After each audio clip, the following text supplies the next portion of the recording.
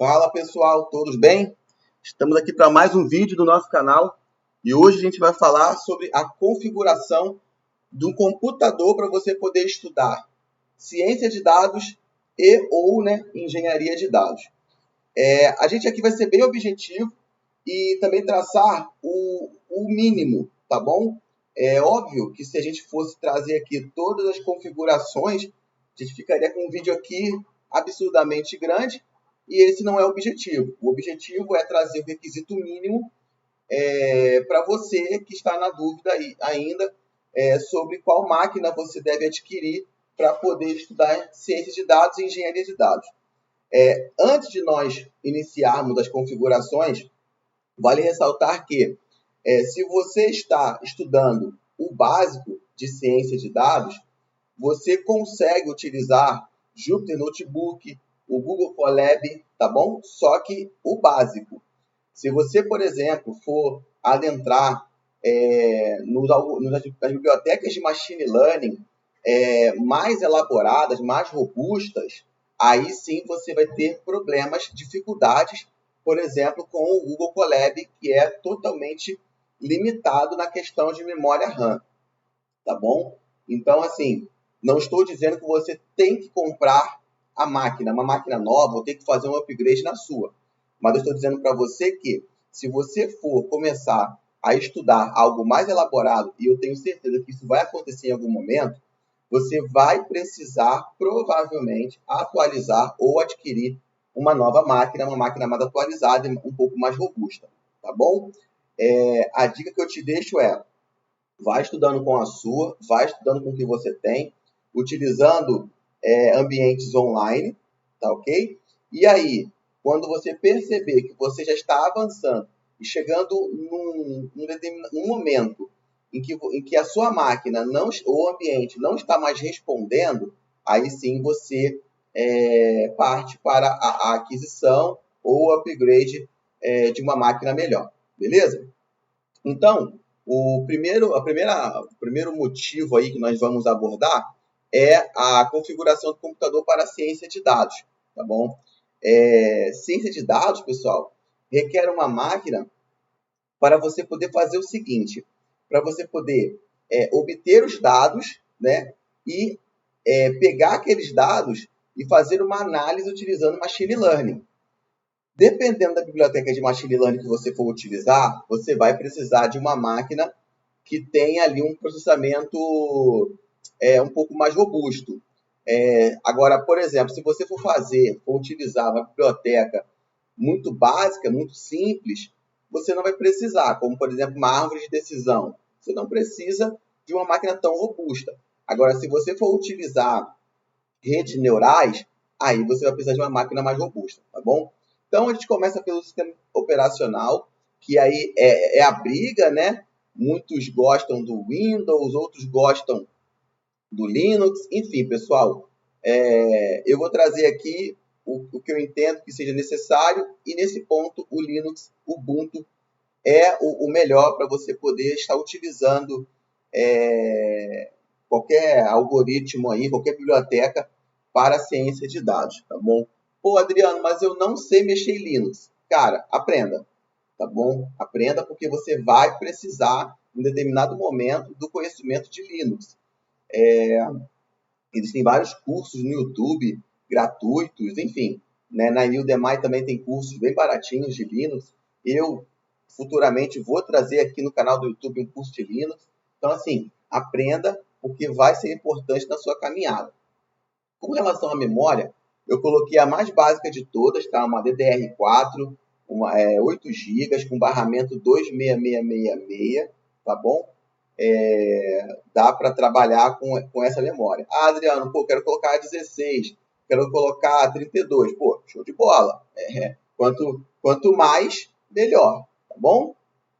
Bem, com relação ao HD, né?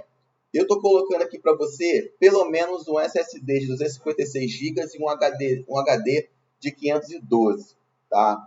Por quê? O SSD ele é muito mais rápido, ele é muito mais flexível em comparação com o HD, e ele vai te dar uma velocidade e um poder de você utilizar várias, várias coisas, né, vamos dizer assim, ao mesmo tempo, tá bom? Ah, Adriano, pô, eu só tenho um HD, pô, então pelo menos de 1 tera, um HDzinho de 1 tera, tá? Mas eu super indico aí um SSD de 256 e um HD de 512, tá bom? Bem, com relação ao processador, eu trouxe aqui alguns exemplos, tá? Eu trouxe aqui 4 da AMD e um da Intel, tá bom? Ah, Adriano, poxa, o de 4 núcleos dá? Olha, o de 4 núcleos, ele vai até dar, mas você vai sofrer um pouco aí em algum momento. Então, por isso que eu estou indicando pelo menos com 6 núcleos, tá? E aí o clock mínimo de 2.3 nos 6 núcleos ou um clock de 2.0 com 8 núcleos aí no AMD, tá? Já no Intel, eu já sugiro você 8 núcleos, 2.9 aí gigahertz, né, com cache de 16, tá bom? Lembrando, pessoal, que isso é o mínimo, tá? Se você consegue obter uma máquina mais potente, mais robusta, melhor ainda, tá bom? Isso aqui não é o topo, não é o limite, né? Não é o ideal, é o mínimo, tá bom?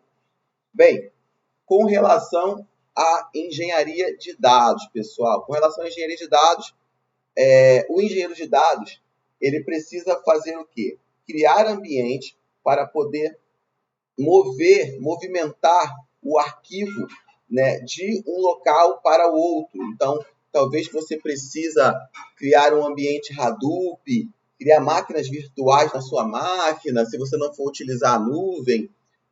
O engenheiro de dados vai precisar provavelmente aí criar, trabalhar com tecnologias de mensageria, enfim, pessoal, Hadoop, Kafka, Spark, Yarn, enfim, né? Vai trabalhar aí com o ambiente, se não for em nuvem, né, vai acabar trabalhando aí com o ambiente na sua máquina e vai precisar aí criar máquinas virtuais e alocar memória, processamento para essas máquinas. Então, também, principalmente para o engenheiro de dados, Linux, Ubuntu, não tem nem discussão aqui, não tem nem conversa, é Linux, né? Os ambientes, pessoal, tanto para ciência de dados quanto para engenharia de dados, são desenvolvidos em ambiente Linux, tá? Então, não tem como você fugir disso, tá bom? Então, já fica aí anotado na tua agenda, estudar Linux, Ubuntu, né? Eu estou indicando aqui Ubuntu, mas pode ser também o CentOS, mas estou indicando o Ubuntu, que é até mais fácil de mexer do que o CentOS, tá? A memória DDR4, tá? 16 GB com barramento 3200, aí já é um pouco mais veloz que para ciência de dados. SSD de 256 GB ou 512 GB NVMe M.2. Aqui a gente não vou te indicar HD, eu vou te indicar um SSD ou de 256 ou de 512, tá? Pela mobilidade que ele tem, velocidade que ele tem, ele é 6 vezes mais rápido, só para você ter uma ideia, que um SSD normal, tá? Então, não tem como a gente descer aí para HD. E com relação ao processamento, eu estou trazendo para você aqui 2 modelos, um da AMD, né? O AMD Ryzen 5 3450, com 4 núcleos, chegando até 3.5 GHz, ou o Intel Core i7, tá? Com 8 núcleos, chegando até 5 GHz, com cache de 12 MB. Dá para você trabalhar, dá para você brincar e estudar bastante engenharia de dados com essa configuração, tá? Lembrando que é o mínimo, e esse mínimo dá para você trabalhar, dá para você estudar tranquilamente, tá bom? Lembrando que se você não for utilizar o ambiente em cloud, né? Porque, eu não vou utilizar cloud, mas você também tem que ver até onde você está disposto a gastar com a cloud, porque você vai acabar pagando lá pela máquina que você subir e você vai pagar por hora. O bacana na cloud é que você pode desligar a máquina e aí você não é cobrado, né? Você só é cobrado pelo tempo em que a máquina estiver sendo executada, tá bom?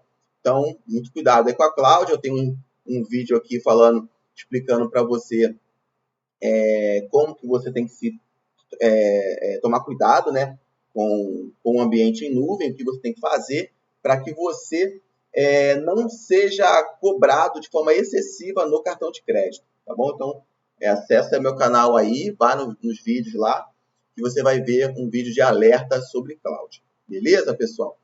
Então é isso. Te agradeço aí por ter assistido esse vídeo. Deixe a sua inscrição. O YouTube está me mostrando que 70% das visualizações é de não inscrito. Então, poxa, se você está gostando do material, está gostando do conteúdo, se inscreva no canal, não custa nada, é de graça e você ainda me motiva a continuar fazendo vídeo. E deixe seu joinha aí, deixe seu like aí no vídeo, beleza? Valeu, muito obrigado, tamo junto. Deixe suas dúvidas no comentário. Um abraço, fui, valeu.